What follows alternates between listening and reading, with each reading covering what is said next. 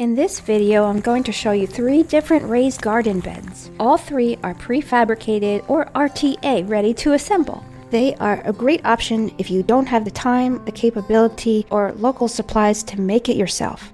Hopefully this video will help you decide what's right for you.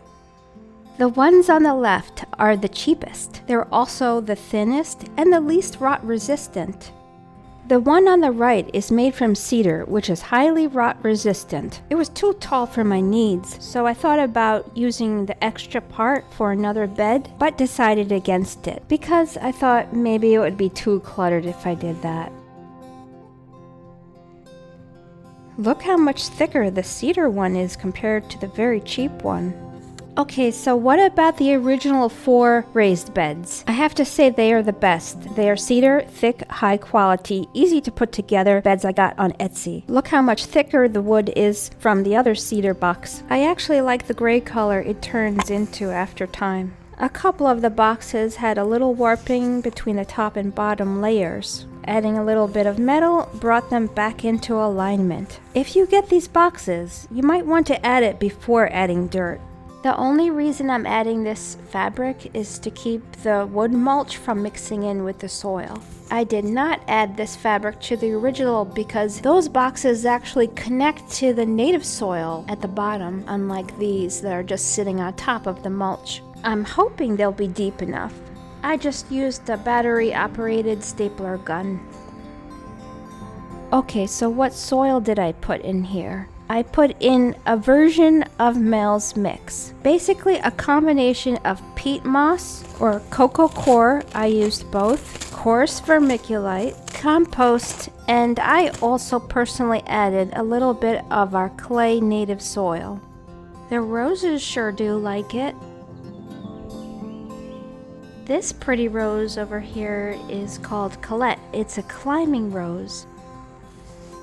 These native violets started growing randomly here. I just left them because they're kind of neat looking and not causing any problems. In fact, an occasional rabbit who sneaks in seems to prefer to eat those plants rather than my plants. However, I did have to protect my berry box back there with bird netting.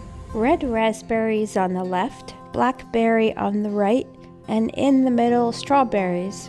Later I learned you're not supposed to put raspberries with blackberries. I ended up pulling out the blackberries because they had problems and the red raspberries had none. The box is too crowded, but I'm having so much fun growing different things.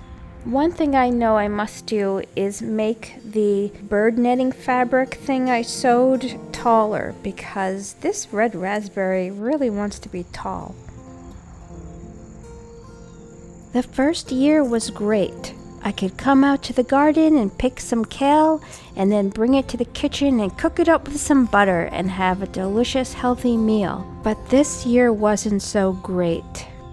I'm going to show you why. This is what the kale looks like at the end of the season. I had to pull so many leaves away because they were eaten and infested with whitefly.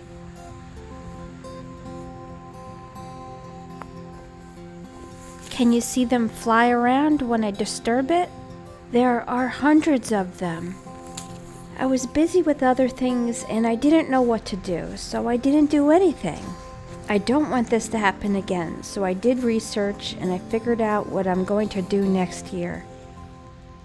I noticed they like hiding under these hollyhock leaves, bee balm, and catmint. So I'll have to treat all of these plants. And the treatment is a non-toxic neem oil.